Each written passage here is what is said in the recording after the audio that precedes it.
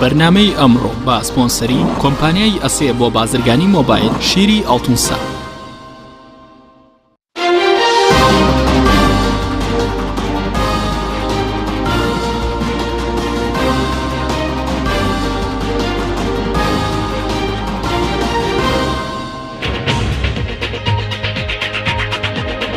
بەناوی خوای گەورە سڵاوتان لەبێت بەڕێزان. 4 ساڵ تێپەڕەوێ بەسەر داگیرکردنی عێراق لەلایەن ئەمریکاوە. دوای 4 ساڵ لە جەنگی عێراق تاکو ئێستا ناکۆکی گەورە لە نێوان پێکاتەکانی عێراقیە لەسەر شێوازی حکومڕانی و هەندێک لە پێکاتەکانیش پەراوێز کراون. بە میواندارێک لە بەڕێزان لە ستۆدیۆی سەرەکی دکتۆر محەممەد کەنی ئەندامی پێشووی پەرلەمانی عێراق و بەرپرسی دەستەی سەرکردایەتی بەرەی دموکراسی گەل، هەروە دکتۆرە تافگە ئەحمەد ئەندامی پەرلەمانی عێراق، هەروە لە هەولێرەوە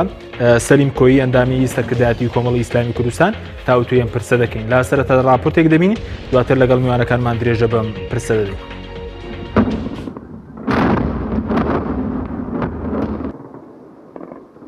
چواردە ساڵ لەمەوبەر جەنگی ئەمریکا دژی عێراق لە کاتژمێر 2 خولەکی بەرەبەیانی 20 ئازاری 2003 دەستی پێکرد و لە 9 نیسانی هەمان ساڵیش ڕوخانی ڕژێمی دیکتاتۆری عێراق ڕاگەیەندرا. جەنگی ئەمریکا بۆ سەر عێراق بووە هۆی لەناوبردنی ڕژێمی دیکتاتۆری بەعس کە چەندین تاوانی دژە مرۆڤایەتی و دڕندانەی دژی گەلانی عێراق بە گشتی و گەلی کورد بە تایبەتی ئەنجامداوە. ئەمریکا توانی پشتیوانی 49 دەوڵەت بۆ شەڕی دژی عێراق دەستەبەر بکات. لەم شەڕەدا لە سەدا 98 هێزە بەشداربووەکان لە سوپای ئەمریکا و بەریتانیا بوون. ژمارەی تەواوی هێزەکانی هاوپەیمانان لەو شەڕەدا بریتی بوون لە 300,884 سەرباز. ئەمریکا 250,000 سەرباز و بەریتانیا 45,000 و کۆریای باشوور 3,500 سەرباز و ئوسترالیا 2,000 سەرباز و دانیمارک 200 سەرباز و پۆڵەنداش بە 184 سەرباز بەشدار بوو. لەلایەکی ترەوە بەهۆی ئەم جەنگەوە زۆرترین ژمارەی هاوڵاتی عێراق بوونە قوربانی بە جۆرێک کە لە مێژووی عێراقدا وێنەی نەبووە. ئەمریکاش زۆرترین سەربازی لەدەستدا. داگیرکردنی عێراق تا 15 دیسەمبەری 2011 درێژەی کێشە تا ئەو کاتی ئاڵای ئەمریکا بە فەرمی لە بەغداد داگیرا و کۆتا سەربازی ئەمریکاش لە 18 دیسەمبەری 2011 عێراقی بەجێهێشت. لای خۆشیەوە ئەمریکا هەندێ هۆکاری وەک بەهانە بەکارهێنا بۆ پەلاماردانی عێراق، لەوانش گۆڕینی دەسەڵاتێکی دیکتاتۆر و هێنانەکایی سیستەمێکی دیموکرات لە عێراق و پەیوەندی ڕژێمی سەدام حوسێن بە ڕێکخراوی قاعیدە بە سەرۆکایەتی ئوسامە بن لادن و بوونی چەکی کۆمەڵکوژی و کیمیایی لە عێراق. دواتریش هیچ جۆرە چەکێکی لەو جۆرە لە عێراق نەدۆزرایەوە. چەکی کۆمەڵکوژی بە سەدام حوسێنەوە یەکێک بوو لەو بەهانە گەورانی کە ئیدارەی ئەمریکا بەردەوام وەک بەڵگە دەیهێنایەوە بۆ پەلاماردانی عێراق. ئەمەش لەسەر زاری وەزیری دەرەوەی ئەمریکا کۆڵن پاوڵ کە لە نەتەوە یەکگرتوەکان ئاماژەی پێکرد. ئەمە لە کاتێکدایە پێش هەڵگیرسانی شەڕەکە لێپرسراوی پشکنەرە نێو دەوڵەتیەکان لە عێراق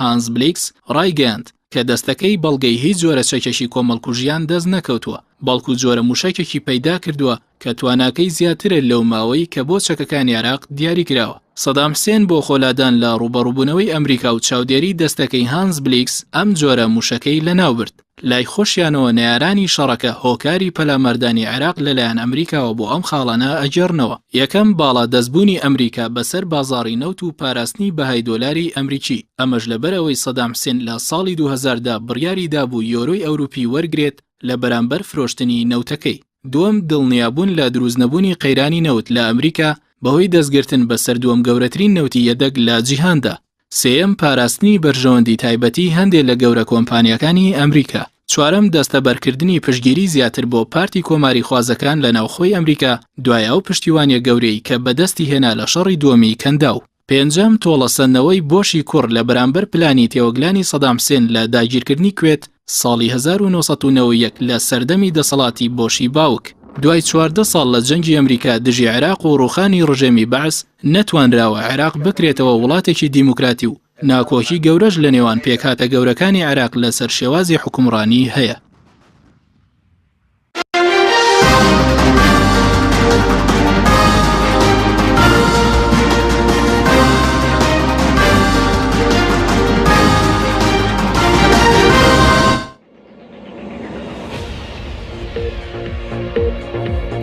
دووبارە سڵاوتان لەبێت بەڕێزان سوپاس بۆ میوانەکانمان بەخێر بێن کاکتۆر محەممەد ئەگەسترتە لە بەڕێستانەوە دەست پێ بکەین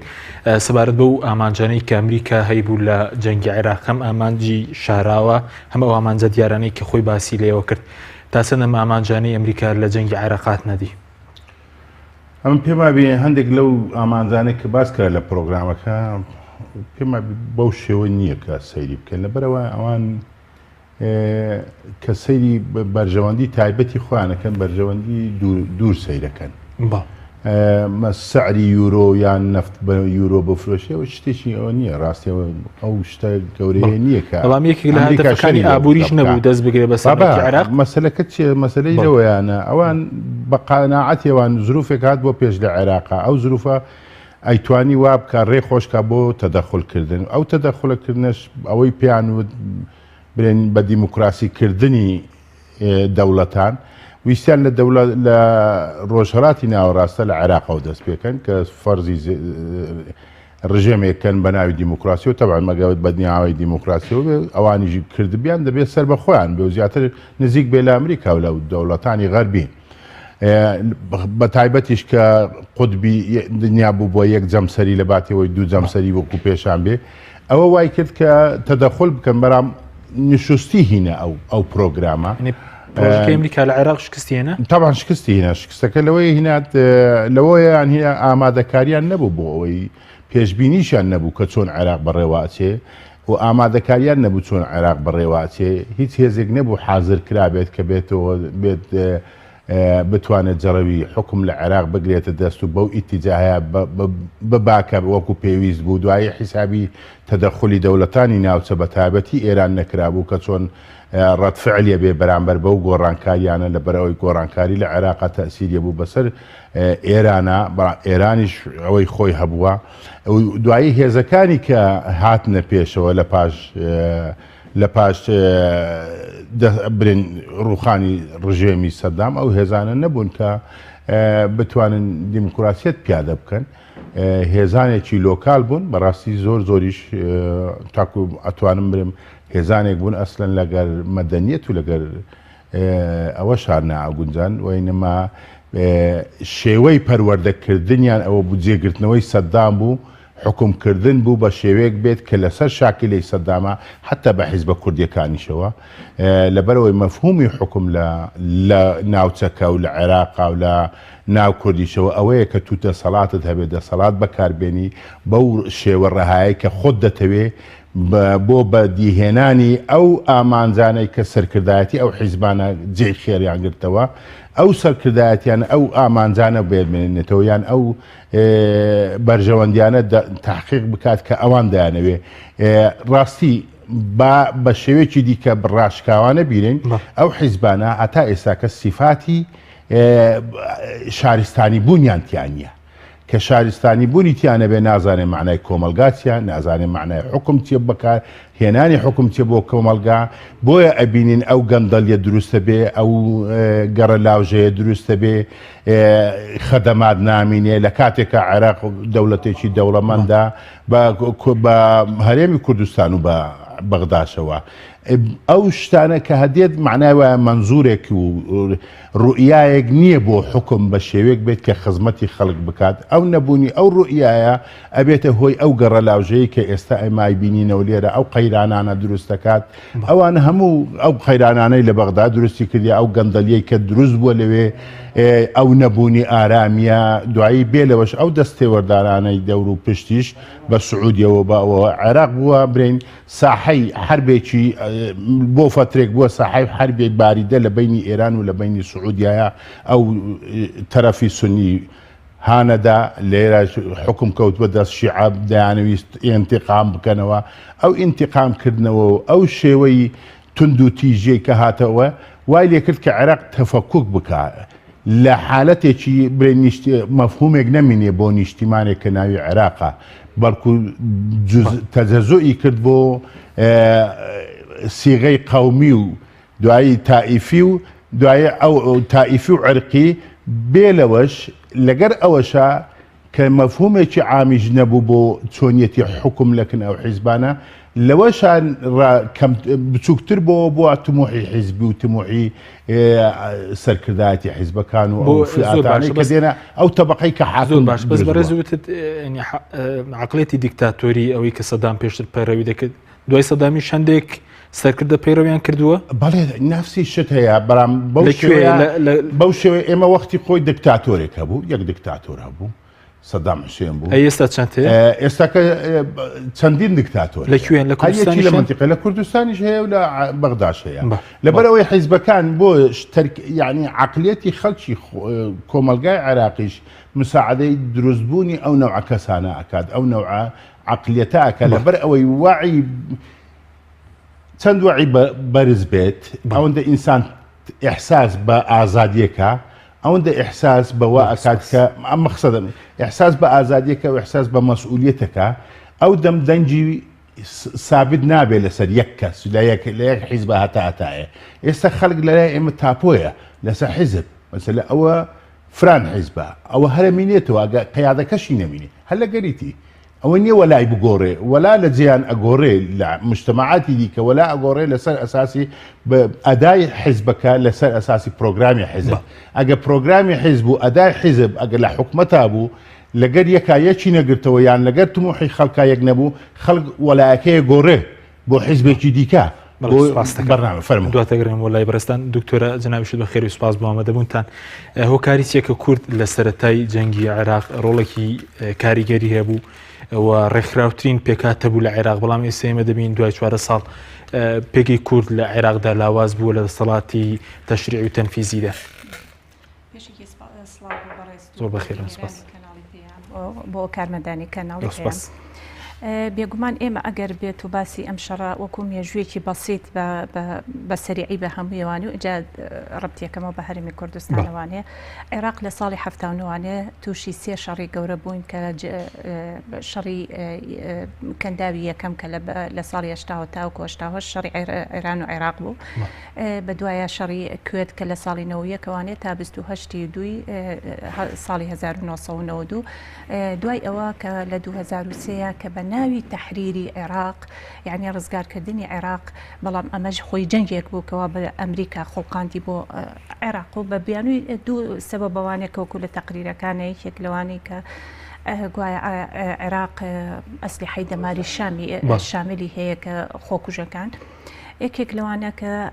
بۆ نمونە مەسەلەن کە کیمیایی بەکارهێنا بۆ هەڵەبجێکەوە ئەمریکا و لەگەڵ دەوڵەتە حولەفاکانی بڕیاریان ناکە لە عێراقا ئەم ئەسلیحەیە هەیە ئەسلیحەی دەماری شامل لەگەڵیشیا گۆڕینی نظامی سیاسیە لە عێراقا طبعاً بە ئەمریکا و هەموو هاو پەیمانیەکانی تەحالوفێکیان دروست کرد کە بۆ ڕزگارکردنی عێراق بەڵام ڕزگارکردن نەبوو بە عکسوانێ احتیلالی عێراق و احتیوای عێراق بوو چکە بۆچی چکە لەبەرەوەی کە عێراقێکێکە لەو دەوڵەتانەی کە لە غەنیە بە نەوتێکی بابدەین کە خەزنکراوێکی زۆر هەیە اقتصادی دووەلی ئەمریکا و حولەفاکانیشی لەسەر نەوتی عێراق ئەمە یەکێکە لەو ئەسبابانێکەوە باشە بەڵام بە وچوونی بەرەستان پاڵنەری سەرەکی مەسلەی ڕژێمێکی دیکتاتۆری بوو یا مەسلەی داهات و نەوت و ئەوانە بوو لەلایەن ئەمریکیەکانەوە خۆی هیچ کاتێک ئەمریکا نە بابدەین کە وەکو حولەفایکی عێراق بووە نە عێراقی ویستووە نە کوردیشی ویستووە مجرد بەستەنیا کە ئەو سەرواتە طبیعیانە هەیە کە لە عێراق هەیە و لە هەرێمی کوردستانیشا هەیە بەڵام بە ناوی شەڕەوانەیە چی دروست دەکاتوانێت تەحالف بۆ دروست دەکات لێرەیە بۆ نمونە مەسەلەن بابدەین کە لە دوای ئەوانەیە کە عێراق یعنی لە ئەمریکا هات چیان کرد بۆ ئەوەی ئەم شەڕە چۆن خوڵقا یعنی سەرەتای بەم مراحلەیە ڕووی بەڵام شەڕەکە چی بوو لە ئەمریکا هاتن قانونی ڕزگارکردنی عێراقیان دانا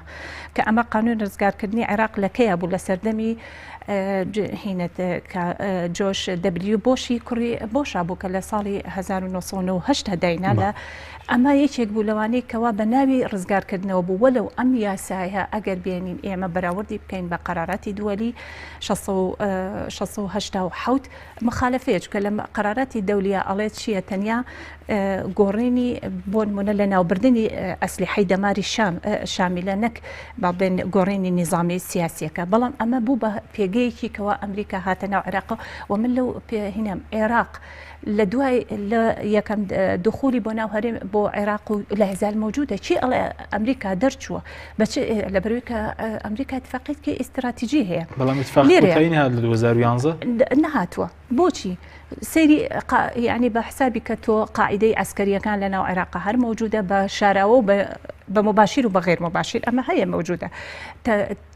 اتفاقی استراتیجی دەوڵەتیمان هەیە لەگەڵ ئەمریکا موجودە بە هەموو لەباری سیاسی وانێ کۆمەڵایەتی وانە وانە بەڵام لێرە ئێمە ئەگەر بێت و ئەم هەموو شەڕانەی کە کورد لە پێش 2023 بیگەڕێنەوە بۆ دوای 2023 کورد لێرەیە دەوری چی بوو کە لەگەڵ عێراق لەگەڵ ئەمریکایە کورد بە حقیقەتەن دەورێکی سلبیانی بەسەر خۆیان بینی بەڵام بوو بە بنیادنەری دەوڵەتێکی عێراقی لێرەیە خۆی پێگەی کورد لێراچی بوو مەسەن بۆ نمونە ئەو تەحالوفی کە کرا لە بینی ئەمریکایە لەگەڵ کووردا کرا کە دابشکردنی شوێنی فڕۆکە دژیەکانی بەعز کەوا بە منطقەی 37 بۆ کوردەکان بوو منطقەی 34 بۆ شیعەکان بوو کە لێرەوانەیە لە کەرکووکەوانێ بۆ نمونە مەسەلەن با بڵێن کوردەکان ئەو منطقانە پارێزن و شیعەکان لە بەرەیەکی لە بەسڕە و لە ئەنبارەوانێ هجوم بکەنە سەر حکوومەتی عێراقی بۆ لە ناوبردننی بەم شێوازە یعنی کەواتە تۆ ئەگەر بێت و بەڵام ئێمە دوای ئەوەی کەوا ئەمریکا هات عێراقی داگیر کرد کورد چی کرد لێرەیە کورد هات بوو بەچی بە دروستکردنی دەوڵەتی عێراقی بەڵ سپاس دەکەم دواتر گەڕین سەر مەسەلەی پێگەی کورد دەگەڕێمەوە لای بەڕێستانە گربچینە لای کاک سەلیم لە هەولێرەوە کاک سەلیم زۆر سپاس بۆ بەشداریکردن لە بەرنامەکەماندا سەرنجی بەڕێستان چیە لەسەر 4 ساڵ تێپەڕبوون بەسەر داگیرکردنی عێراق لەلایەن ئەمریکا و سەبارەت بە مەسەلەی کوردیش کە زۆرێک لە چاودێران پێیان وابوو کورد دەیتوانی سوود و دەرفەتی گەورە لەو زەمانە وەربگرێت بە تایبەتی بۆ مەسەلەی سەربەخۆی هۆکاری چییە کە کورد نەیتوانی لەو کاتەوە سوود لەم دەرفەتە وەربگرێت بسم الله الرحمن الرحیم سپاس بۆ ئێوە بە خێراتینە و دوو دکتۆرە بە ڕێزە دەکەم سپاس سەلام و ڕێزی تایبەتیم بۆیانەیە وڵات دیارە بەڕاستی ڕژێمی سەدام لەگەڵ مانی و لەگەڵ نەمانیە دەبووە ئەمەڕۆ ڕۆژێک مێژووی بووایە بۆ ئەوەی کە یادی ئەو ڕۆژە بکەینەوە بەڵام ئێستا دەکرێت یادی بکەوە یان سەرخۆشی لە خەڵکی عێراق بکەی ینی چکە من پێم وایە ڕژێمی سەدام کۆتایی هاتبوو پیر ببوو و تا بینە خاقای وەکو بڵێ دەستی سوور بوو بە خوێنی عێراقیەکان و خەڵکی عێراق یعنی چی کە توانای نەمابوو نە هێزی نەخۆی نە بەقای مانەوەشی مابوو دەکرا بە شێوەیەک کە تەعاملی لەگەڵ بکرایە و ئەو کارەساتە تووشی عێراق نەکرایە و ئەگەر لێدانەکەشی تەوان کۆمەڵە بەرژەوەندی بووە ینی و بەرژەوەندی لایەنەکانیش هێزە معارەزەیەکانیش بە هەمان شێوە ئەویش ئەو بەرژەوەندیانە بوو کە لەگەر یەکا کۆی کردەوە بۆ لێدانی عێراق بەڵام ئەمریکا ئامانجەکانی ئەمریکا پێم وایە لە مەسەلەی نەوت و بەرژەوەندی مادی و ئەوانە گەورەتر بوو چکە ئەو کاتە سەردەمی گرفتی ئەمنی ئەمریکا و گرفتی ئەمنی ڕۆژهەڵاتی ناوەڕاست و پێگەی ئەمریکا لەوێ بەهێز بێ و میحوەری شەڕیە بوو لەگەڵ ئێرانە لەگە سووریایە و دەویست وەکو بڵێ دەرکەیەک یانێ ڕێگریەک لەو ناوچێ بکە لە سەرتا شۆ عێراق بە پاراستنی بەوابەی ڕۆژهەڵاتی ناوەڕاست مەشهور بوو بۆ پێم وایە هەموو ئەو بیانوانە بۆ ئەو تەبریرانە بۆ ئەو بوو کە بێتە عێراق و ببێتە هێزێک لەو ناوچەیە ئەمنێتی ئەو ناوچێ بپارێزێ بەرژەوەندیەکانی خۆی بە کۆی ئەمنی و اقتصادی و هەموو ئەوانە بپارێزێ و سەفحەیەکەی نوێ بوو لە دوای 2000ەکانەوە بۆ ڕۆژهەڵاتی ناوەڕاست کە چۆن بگەڕێتەوە چۆن ئیداری خۆی ئیدامەی ئیداری خۆی لەو ناوچانە بداتەوە زیاتر پەیوەندی بەوە بوو بۆیە ئەوانشی کردە تەبریر مەسەلەی 11 سپتێمبەر و میحوەری شەڕ و قاعیدە و هەموو ئەوانەی کە لە عێراق تەبریرەکانی بۆ هێنایەوە دەنم پێم وایە سەدام حوسێنش ئامادەی کۆمەڵە تەنازول هەبوو بەڵام هیچ تەنازولێکی لێ قبوڵ نەدەکرا و عێراقیش بەو بەرنامەی کە ئەمریکا بەرژەوەندی خۆی هەبوو حیسابی بۆ داهاتووی عێراق و عێراقیەکان نەکرد بۆ لایەنە سیاسیەکان نەکرد کە پێش ڕمانی بە بەرنامەیەکی داڕێژرا و کە سیستەمی حکومڕانی لە دوای نەمانی سەدام چۆن بێ چکە ئەو لایەنانش زیاتر تەماشای ئەمریکایانە کرد کە بینیان دوای نەمانی سەدام ئەمریکا تحقیقی بەرژەوەندی خۆی دەکا و حاکمێکی داناوە بە کەیف خۆی بڕیارەدا و ئەو لایەنانش هەریەکەوە بۆ خۆی هیچ بەرنامەی ئەوەی نەبوو بۆ داهات و چ دەکا زۆرترین دەستکەوت و گەڕان بە دوای دەستکەوت و بەرژەوەندی شخصی و حیزبیە گەیشتە ئەو نەتیجەی کە ئەمجا ئەمریکا بێتە سەر ئین بڵێ ئێوە بوا لە عێراقەکەن زانن کە عێراق هیچی بەسەریچەوە نەمان نە هێزی نە پۆلیسی نە ئەو ئەسلحەی بەدەستیەوەتی لەسەر حدودی ئێران و تورکیا و هەمووی فرۆشرایانی باشە گەرەو هێزانە بە تەمای بیناکردنەوەی عێراق بوون بە هەرێمی کوردستانیشەوە بۆ تاڕان بکرێیانی ئەمجا ئەم هێزانە بۆ هەمووی لەبارێک هەڵوەشێتەوە وەگار دەوشێتەوە بە دیلەکەی چییە باشەگە جێش ئەو سوپانەی کە لە ناو جێشی عێراقیش بوون کۆمەڵی سوپات جیاواز بۆ لیوای حرس جمهوری بۆ لیوای حرس خاص بوو دەکراوانی لێ جیاکەوە بەڵام ئەسلی جێشی عێراقی لەوەیە دەکرا بمینێتەوە یان ئەگەر ئەوش حەل دەکرێت دەکرا پۆلیس بمینێتەوە بۆ ئەمنێتی ئەو ڕاتە ئەمجار لەگە ئەوەش کۆمەڵشتی کەش بە ناوی ئەوەی کە ئەوە بەعسیەوە لەگەر بەعسیە ئەوە هەموو شمولی عێراقی دەکرد ئەوە شار لە زمانی بەرژەوەندی ئەو لایەنە سیاسیانە بوو کە بۆ پاراستنی بەرژەوەندی خۆیان ئەگەنا ئەوە نەتیجەی سەری کێشا بۆ داعش و بۆ قاعیدە و بۆ ئەم کوشتن و بڕینەی کە لە عێراق دروست بوو نە دیموکراتی ما و خەڵک خۆزگەی بەو سەردەمانی کە ڕابردوو دەخوات یعنی ئەمە حالەتێک بوو بەڕاستی ئەمریکا پشتی گەورەی تیا بوو ئێستا تەقریرێک بەراو بۆتەوە کە گەورەترین هەڵەی ئەمریکا لە عێراقا ڕوویداوە و خەسارەیەکی زۆریشیان کرد وەکو دەڵێ بۆ ڕیشات سمێرشی لە سەردانە یعنی وای لە عێراق کرد ئێستا هیچ وڵاتێک حەسوودی بۆ نابە بۆ دیموکراسی کە لە عێراق هەیە ینی ئەوە دیارێ ئێستا ئەگە ئەو پرسێکەیە کە بەشێکی ئێستا ئەم جاریژە ئەو ئیتیفاقی کراوە لەگەر هێزی پێشمەرگە هەر پەیوەندی بۆەوە بوو کە لە 2023 وەکو بڕی هێزە کوردیەکان ئەو دەورەیان بینی کە ئەم جارە نیانهێشت هێزی پێشمەرگە بەشداری شارەکان بێتەوە بۆی ئەوە دووبارە نەبێتەوە بەداخەوە نەدەبووە وابێ واگەر هەموو هێزەکانی جوابێ نەدەبووە ئێمە وابین زۆر باشە سازیەکمان نەبوو بۆ چونە ناو عێراق و بۆ ناوچانەی بەدەستیا دەگرین کە حسای بۆ بکەین لایەنەکانی تایە و غێری کوردی تایە عەرەبی تایە سوننەی تایە شیعەی تایە دیراسەیەکی مەسبوق نەبوو و متفق نەبوو نەتیجەی بۆ گەی بەڵێ زۆر باشە بەس سەبارەت بەوەی کە تا چەندێک ئەمە ڕاست بوو کە هاوپەیمانە و ئەمریکا لەو کاتە چاوەڕێوەیان دەکرد کە کورد مەسەلەن سەربەخۆ بوون ڕابگەێنێت لە سەرەتای داگیرکردنی عێراق و جەنگەکە بەو پێی کە کورد هەرێمێکی ڕێکخراوتر بوو لە چاو پێکاتەکانی تری عێراق وە ئەو کاتە لایەنە کوردیەکان لە ناو خۆیاندا تەباو یەک ڕیز بوون ئێمە ئەو کاتەر بەرنامەی ئەوە نەبوو ینی بەرنامەی ئەوە بوو ئەو کاتە تازە دوای شەڕی نێوان پارتیوێکێتی کۆتایی هاتبوو 2 ساڵ بوو هەر حالەی تەتبیع هەبوو ئەم جارە بەو ناتەتبیعیەوە چوونە ناو مەسەلەی عێراقەوە ئەو بەرنامەی ئەسڵەن نەبوو دەناخۆ هەر هیچ ناوی سربەخۆشمان لێ نەهێنا بچوونە ئەو ناوچانەی کە زۆرینەی کوردە عەرەبەکانیش ڕۆی بوون نەمانێشتا بڕۆن بەڵام لەوێ بن بەڵام بپارێزرێن بۆ ئەوەی کە سبێنە دەنگت پێ بداتەوە چکە ئەوەی داهاتوو بۆ ئەوەیە کە ئەو هێزانە تا چەند لەگەڕتن ئەجایان لەگەڕتنیان لەگەڕنین بەڵام ئێمە شتێکی وامان نەکرد لە ناوچەکانە نەکە ئەوەی ناوچانی خۆشمان بوو هەمومان تاڕان کرد و هێنامەوە بۆ هەرێمی کوردستان بەتەمانە بوو لێوێ بمینینەوە ینی ئەمە وای لەوە کرد کە وەزعی کورد و هێزی پێشمەرگە و هێزە کوردیەکان کە منتیقەکە بە جۆرێک تەمەشای دەکرێت تا کەرکووک ینی وای لێ کرد چوونەکن لایەنە سیاسیەکان کاکە ناکرێت کەرکووک ئاوای لێ بکرێ هەتا برێمەر گوتی ئەگەر کەرکووکی ئێوە بۆ ئەوای لێ دەکەن هەمووتان بردیانی بۆ هەرێمی کوردستان ئێمە ڕاستە ناوچەیەک و زۆر ئامادەسازیە بوو دەکرا زۆر شتی کە بکرا بەڵام بە دیراسەیەک بووە بە بەرنمەیەک بووە ئێمە تاکوێ دەچین و تا چاچوێن بەشدار دەبین و چۆن احتیفاز بۆ ناوچانە دەکەین ئەوە زۆر گونجاو بوو بۆ ئێمە یعنی وەکو بڵێ لە ئاسمانمان دەویست لە عەردمان بەدەستکەوت بەڵام ئەو دیراسانە نەبوو ئەو هەموو دەزانن هێزەکان لێرە لە ڕێگەی مووسڵ و کەرکووکەوە لە ڕێگەی سلێمانی و جەلەولاەوە یەکێتی نیشتیمانی کوردستان لێرە پارتی دیموکراتی کوردستان بە دوو هێزی زیاد چوونە ناو عێراقەوە بەڵێ سوپاس دەکەم دواتە گرم وڵای بەڕێستان بەڵێ بینێرانی بەڕێست ناوبڕێکی کورت و دەگەڕین وڵاتان لەگەڵمانێنە بەرنامەی ئەمڕۆ بە سپۆنسەری کۆمپانیای ئەسێ بۆ بازرگانی مۆبایل شیری ئەڵتونسا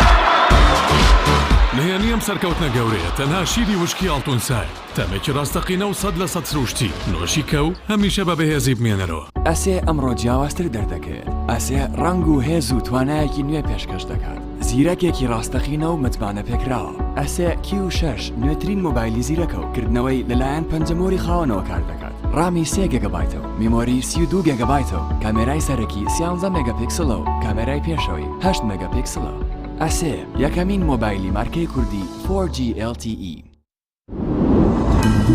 تۆپ ئارت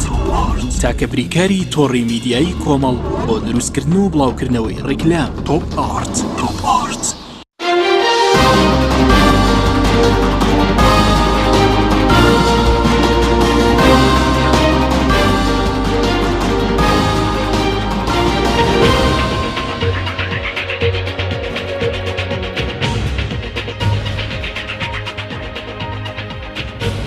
دووبارە سڵاوتان لەبێت بەڕێزان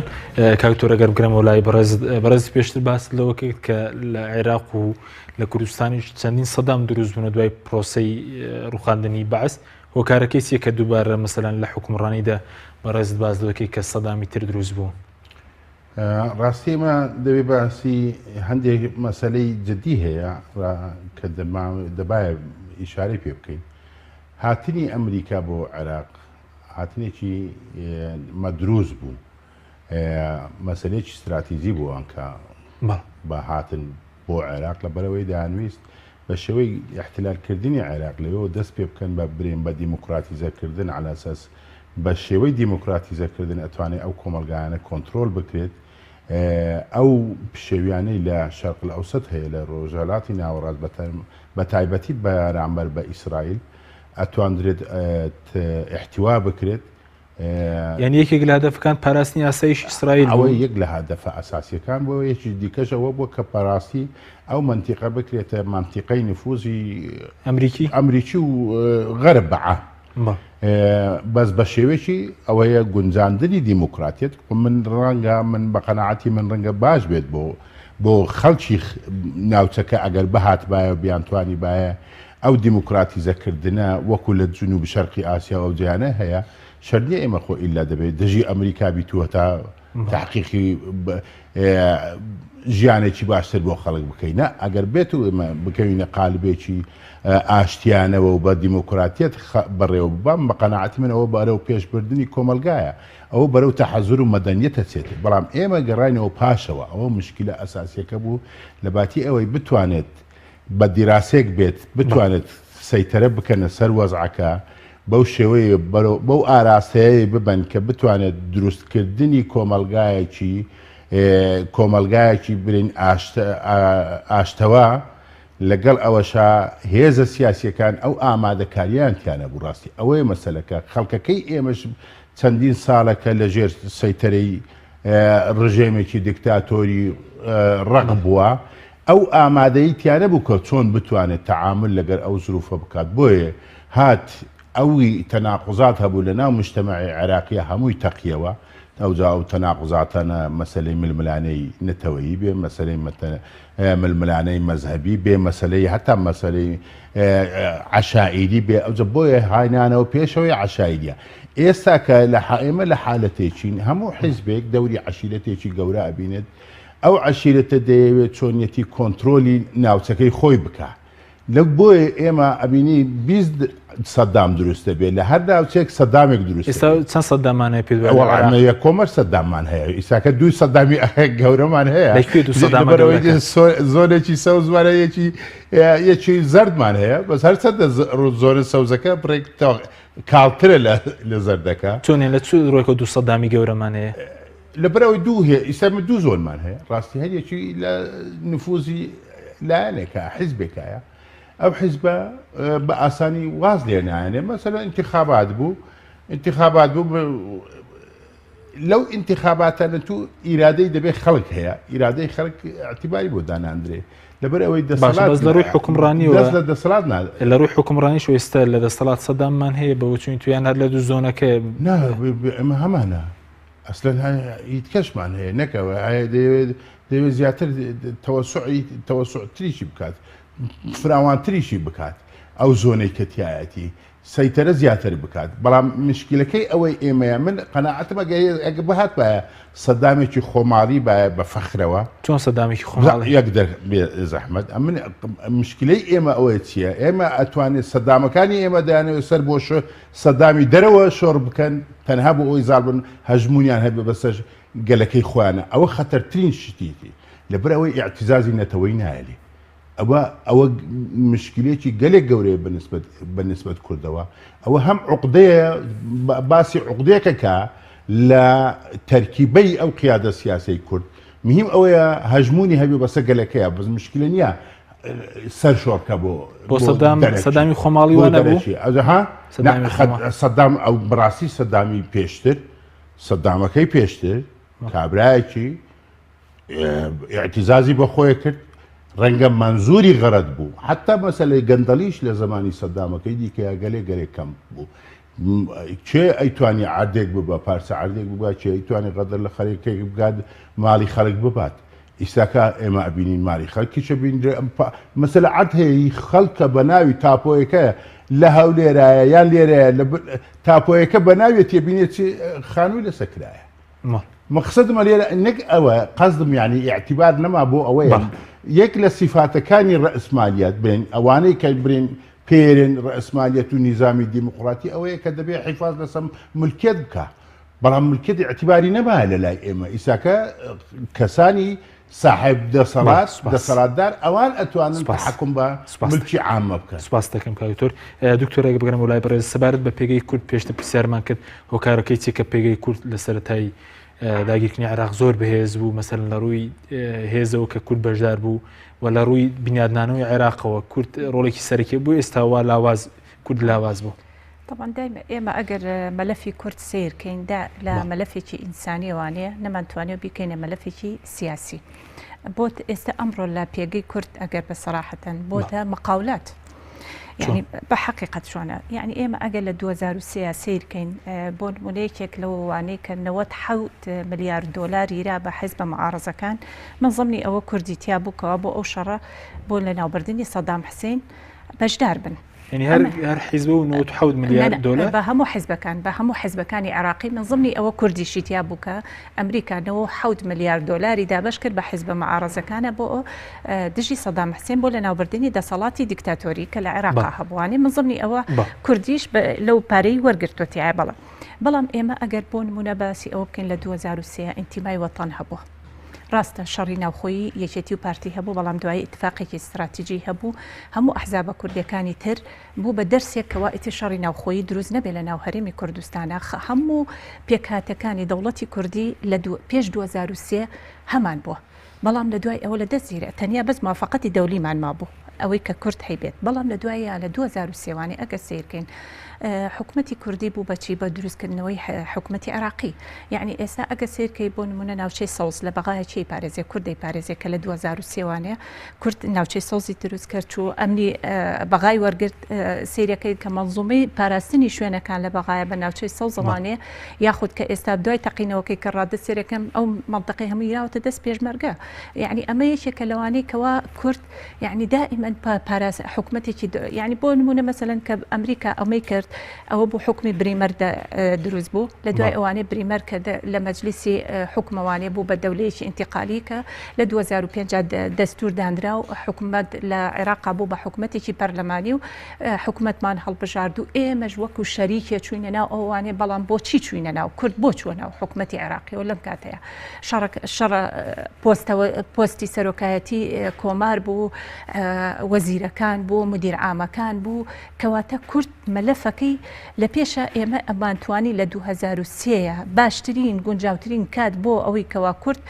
دەوڵەتی کوردی ڕابگەیەنرایە 2003 بوو نەگە ئێستا هەموویمان لە دەستداوە بە حقیقەتەن هەموویمان لە دەستداوە چکە تۆ کاتێک کە باسی دەوڵەتەکەی پێکاتەکان دەبێ بۆ نمونە 2003 ئێمە نەوتمان نافرۆشت بەڵام کەس بێموچە نەبوو لە هەرێمی کوردستانە بەوەی بەداهاتەکانی ناو خۆی هەرێمی کوردستان لە گومرگەکانە کەس داوای موچەی نەکردووە هەر کەسە موچەی خۆی هەبووە تاعینات هەبووە خوێنن هەبووە بەردەوامی هەبووە لە سەحەیە بە هەموو جۆرەکانەوە بەڵام ئێستا ئێمە نەو دەفرۆشین هەمووی پێچەوانە بۆتەوە لە سەر هەرێمی کوردستان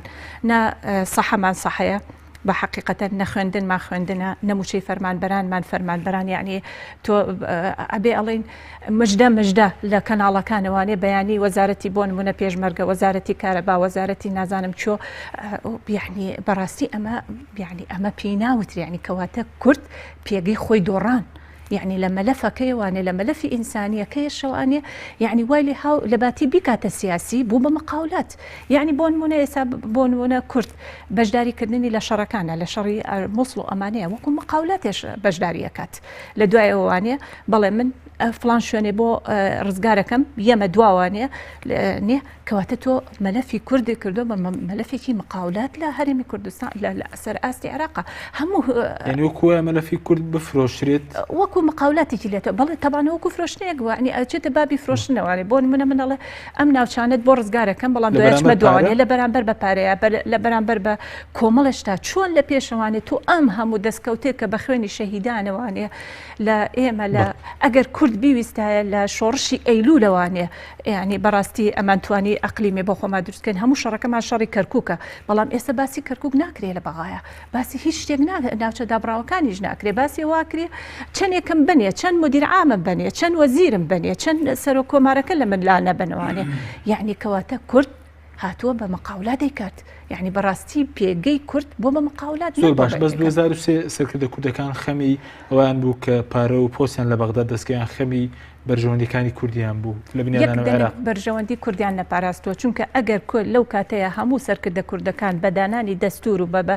نەئەبوایە دەستوریان دانا ڕاستە دەستوریان دانا بۆ دروستبوونی حکوومەتێکی عێراقی نەک بۆ ئەوەی کە کورد هەبێت تۆ بە دوو مادە بە مادەی 140 بە 100 مادەی 142 چوتێتە ناو ئەوانێ لێرەیە تۆ نەهاتی تایە حکوومەتی عێراقی دروست نەکردە خۆ دروست کردە دەوڵەتی کوردی درابان بگانە ئەو کاتە پاڵپشتی دەوڵەتی ئەمریکا و دەوڵەتی حولەفا لەگەڵ تا ئەبوو بەڵام ئێستا هەمووی زد وەستاوەتەوانێ بەرامبەر بە پێگەی کورد ئەمە یەکە لە ساحی هەرێمی کوردستانە دروست زۆر باش سپاس دەکەم دکتۆرە دواتەگەرم وڵای بەرزتان ئەگەر بچین وڵای کاک سەلیم سەبارەت بە مەسەلەی پێگەی کورد وە ئەو پۆستانەی کە کورد وەریگرتووە لە 4 ساڵی ڕابردوو لە عێراقدا بۆچی نەتوانراوە ئەم پۆستانە بۆ بەرژەوەندی نەتەوەیی بەکاربێن بۆ گێڕانەوەی ناوچەدا بڕێنراوەکان بۆ مەسەلەی ئێستا مەسەلەی موچەی خەڵک ئێستا مەسەلەی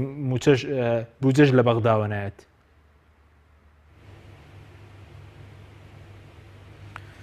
بەتاکیدەوە دەگەڕێتەوە بۆ بێ بەرنامەی هەر لە سەرەتاوە هەبوو بەرنامە ئێمە ئەو وەرەقەی گفتوگۆمان لەگەڵ حکوومەتی ناوەندا چ بووە لەگەڵ ئەمریکا چ بووە پێشەوەی داگیری بکە ئێمە چ بووە ینی ئەمانە دەبووە دیار بووە ئێستا ئەگەر ئەو قێعدانە نەمینێن ینی ئەوەی دوایوان بڵێ چی ینی ئێمە چمان هەبووە هەتا لە گفتوگۆیەکانی ڕابردووشە لە هەفتایە وەرەقەی گفتوگۆمان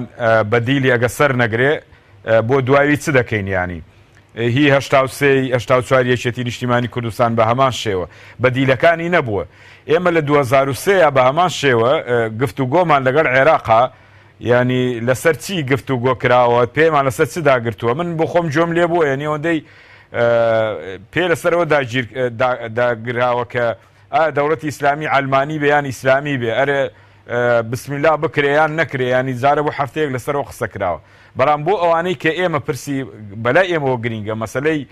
کەرکووکە مەسلەی ئەو ناوچانە و شارانەی کە ئەکسەری کوردن ئەوە دەبوایە قەید و شەردی لەسەر نەبووە بگەڕاتەوە یان ئێمە لە جێی خۆی احتیفازمان پێ بکردایە نەک بۆ ئەو هێزانی لێگەڕیم زین لە دوایوان چ دەبێ ئەمە گرفتێکی گەورە بوو و بەدیلەکانیشمان چیە ئێمە لەوەیە یەکدەنگ بووین وەفدی گفتوگۆمان هەبوایە وەرەقەی گفتوگۆمان هەبوایەوە بگەڕاتەوە بۆ ئێرە پرس و مەشورەت بکرا بزانانی ئێمە گەیوەتی نەچێ هەنگاوەکانمان گەیوەتە کوێ و دەتوانین چی کە بکەین ینی لەگە حکوومەتی عێراقیە کە حکوومەتی عێراقیە و دەمەهر نەبوو ئەو مەجلیسی عەلا بوو و حیزبی داعوە بوو ئەوە شاوپەیمانمان بوون لێرە یعنی تا گەیوەتە ئەوەی کە ئێستا ینی گەیوەتینە حالەتێک وەکو دکتۆرە باسی کرد موچەکەشمان لە سەردانا و موچەش بڕا و نەوتیش بەڕێ دەکەین و هەموو ئەو قەیرانانە لە ئەنجامی بێپلانە و نەخشەی ڕابردوو دانەندراوە بۆ داهات و ئێمە چ دەکەین ئێستا شەر وایە حکومەت ببێ یان نەبێ و یان پێگەی ئێمە بەهێز بێ یان زەعیف بێ ئەم پێگەی کوردە لە خۆی لە حیزبەکانە دەبینێتەوە دەبێت پێگەی کورد حیزبەکان لە خزمەتی پێگەی کووردا بن لە دەوڵەمەندکردنی پێگەی کووردا بن هەم جوغرافیەن هەم سیاسیەن هەم اقتصادیەن ئێستا ئێمە لە هەم ئەو سێ بوارەیە هیچی بەرەو پێشەوە نەچوو اقتصادیەن خەڵکی ناو حیزب دەوڵەمەند بووە سیاسیان پێگەی کورد ئێستا بۆتە حالەتێک ئیتیفاقی لەگەڵە کرێ کە تو نابێ بەشداری شەڕیش بکەی هەوەتە حەشدی شعبی بەشدار دەبێ هێزی پێشمەرگە بەشدار نابێ ئەمجا ئێمە لەسەرەوەی کە ئایا عێراق دیموکراتی بێ یان هیچ یاسایەک دەرنەچێ پێچەوانی دیموکراسی بێ ئێستا ئێمە دیفاع لەوە دەکەین خۆمان دیموکراسین ینی بە ئەنجامی ئەوەی لەناو خۆمانە دیموکراسی بین تا بتوانین کە وەکو لە سەرتاوە دەیانگو دەیگەڕێنینەوە بۆ عێراق دیموکراتی خۆمان دەبین بۆ عێراق ئێستا ئێمە وایە ینی لە واقعی حاڵە وایە یان هەر دروشمە ئەجا ئێمە گەر ئەوە دروشم بێ ئەدی چ بەنەتەوەکەی خۆمان بڕین وەچ بەو شارانە بڕین ئێمە تیای حاکمین ئەوە حاڵی هەرێمی کوردستان بەو شێوەیە کە ئێستا خەڵک دەیبینە جا بۆیە من پێم وایە ئەمریکاژە حیسابە سوق لە گەورەی نەکرد بەڵام ئەگەر ئەوە نەبووایە پێشتر یەک هێزمان هەبووە لە سنووری هێزی پێشمەرگەی کوردستان بووە بە یەک تەوجی بووە وەفدی یەکێتی نیشتیمانی کوردستان و پارتی دیموکراتی کوردستان یان وەفدی هەرێمی کوردستان وەفدێکی مفاوەزکار و بە بەرنامە بچوە لەگە عێراقا ئێستا شیعەکان هەموو جارێ ئەگەر عەرقەلەیەکە بووە دەگەڕایەنەوە بۆ لای بەڕێز سیستانی ئایا تەنەزول لەوە بکەن یان نەکەن ئەگە بیکوتە ئەمەیکەن نەیان دەکردانە داهاتنەوە گەنا بەڵێ لەو خاڵانشیان سنوورێکیان بۆ خۆیان دانابوو لە ڕووی گفتوگۆ سنوورێکیان دانابوو لە ڕووی جوگرافیەوە تووشی ئەم ئیشکالاتانەی ئێمە تووشی بووین ئەوان بەو شێوە تووشی نەبوون بۆیە من پێم وایە ئێستاش هەروایە ئەگەر ئێستاش ئەوە بکەین بەرنامەیەک دانی لایەنە سیاسیەکانە لە ڕێگەی حکوومەتەوە لە ڕێگەی پەرلەمانەوە لە ڕێگەی حیزبەوە حیزبێک هەموو مەساری گفتوگۆ و داواکاری و هەموو لە خۆیان ببینێتەوە پێی وابێ ئەگە دەستکەوت بوو خۆی بوو یەک شکستی هەموو ئەو لایەنانە بڕێ لایەنێ گوتوێتی من لەوە شکستم هێناوە نەمتوانیەوە ئەو دەستکەوتانە بەجێ بێنم لە شێستەکانەوە تا ئێستا بزانە دەیبینی ڕۆژێک هەر خەتای فران بوو خەتای ئەوە بوو وەڵا ئەوە نەیهێژ وڵا دیکتاتۆریەت نەهێشت واش نییە ینی خۆ دەکرا لەگە سەدامیشە گفتوگۆ بکرێ هەنگاو بندرێ ینی دەرکە هەموو کاتی هەر قەپات نەبوو بەڵام لە هەندێشتی خۆمان خۆشەوین بۆ هەندێشتی کە دەتوانین هەندێک هەنگاوی کە بنین ئەم مەشروعی ئەمریکا وەکو دکتۆر باسی کرد مەشروعیشی استراتیژی بوو بۆ ئێمە و بۆ خەڵکی ناو عێراقی شەروەگێ بوو بۆ هێزەکانی خەباتیان کردبوو بۆی خەباتشی نەکردبوو بوونە بەرامبەر بە یەک قەزیە ئێمە ئەوەندەی بتوانین خزمەت لە هەرێمی کوردستان بکەین ئەگەر ڕاستەوە حاضر بووین هێزێکی حاضر و بەڵام هێزەکە پەرد بوو ئیتیجاکان پەرد بوو فیکرەکان پەرد بوو نەوەی بە یەک هێز و بە یەک ئیتیجا و بە یەک فکر بتوانین بچین بۆ بەرژەوەندی خەڵکی هەرێمی کوردستان هەنگاو بنین بەڵێ سپاس دەکەم دواتە دەرفەت دەگەنەوە وڵاتان کاک تۆ سەبارەت بۆ پۆستە باڵەکان کە کورد وەری گرتووە هیچیان لە بەرژەوەندی خەڵکی کوردستان بەکارهاتوون یان تەنها بە خۆ دەوڵەمەند کردبوو ڕاستی ئەگەر سەیری واقعەکە بکەین ڕاستی مەسەلای من نییە مەتانە لە حیزبەکان بدەین جدیمە من ئەوە بەو شێوەیە سەیری سیاست ناکەم سیاست من بەو شێوە سەیریەکەم تو چەند ئینجازت دەبێت بۆ خەڵک چەند ئینجازت دەبێت بۆ ئەو بەرنامەیە هەیە چکە لەبەرەوەی ئەگەر حیزب بەرنامەی نەبوو بۆ کۆمەلگا معناوە فاشی لە خۆی ئەو فەشەلە لەوە هاتی ئەوانە بەرنامەیان نەبوو بۆ کۆمەلگا هاتوونەتە واقعی با سەریع قسە بکەین ڕاستە مەکاسبیان پۆستیان وەرگرتیا ئەیان توانی ڕاستی کورد ئەیتوانی پێگەیەکی بەقوەتی هەبایە لە بەغدایە بەڵام دەبایە وەکو ئەوە حەقیقەتەوەیە تو ناتوانانی بە دوو پیک لێدەی لە یەک جۆرنایە یەک لە زەلالایەکەوە لێ دەی ئەرێ من ئیستا ئەچم ئیعلانی استقلالیەتەکەم لە لایش کەشەوە ئەرێ من دەبێ مشارەکەی حەقیقی هەبێ شەراکەی حەقیقی هەبێ لە بەغدایە شەراکەی حەقیقی تو هەتا ئەگەر دەتەوێت لە بەغدایە هەبێ دەبێ ئەو پۆستانەی وەریەگری ئەداشت بە قووەت بێ ئەدات بە قووەت بوو مەکانەتت بە قووەتەکە دەبێت وەتەنیش بی ڕاستی تۆ ناتوانانی سەر بە دەرەوە بی سەر بە دەرەوە بی بزانن وەخەمە حقیقەت قساکەین سەر بە دەرەوە بی هەموو ئەسراری دەوڵەتی عێراقت بکەوێتە بەردەست و بی بێلایەتکە لە کاتێک شەباسی ئەوە بکەی ببی شەریک لە دەوڵەتێکە زۆر باش لە هەردوو لایە ئیشیعەش وایە ئی کوردیش وایە باش پۆستان بۆچی بەکارهاتن نەگەر ئەو پاوسانە بۆ مەکاسبی شەخسی و حیزبی بەکارهاتنە ڕاستی پێت برێمە تا ئیساش وایە ئەو وەزیرانەی ئەبنێ ئێستاش هەموو وەزیرەکان من بەبێ ئیستیسنا ئارێم هەمیان گەندەڵن هەمیان گەندەڵن ئللا تاکەیان نەبێ نەوەک هەمیان گەندەڵن بە هیار حیزبێک بێ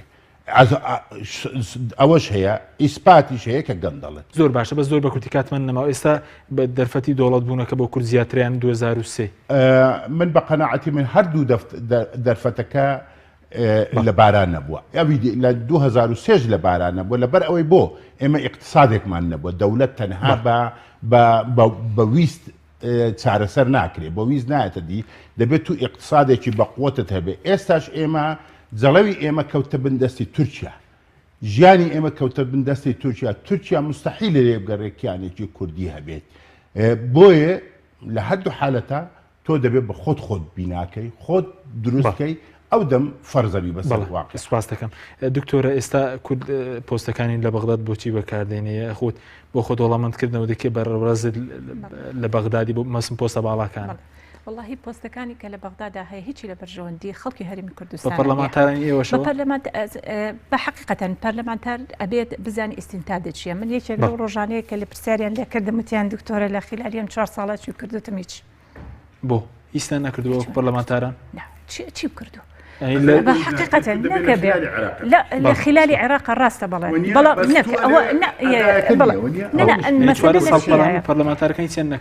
يعني بحقيقة أوي كبرلمانتارا كان أبوايل إستا إما أجر بون مادي صوت لدوزارو حوتا لأنه سراوا كوا أو دوزارو حظية كواتم من هاتوم أموي لبروي كلا حزبك خوم شوار مدير عام دسكوي أم شوار مدير عام لصابن جايبة ما بحزبكم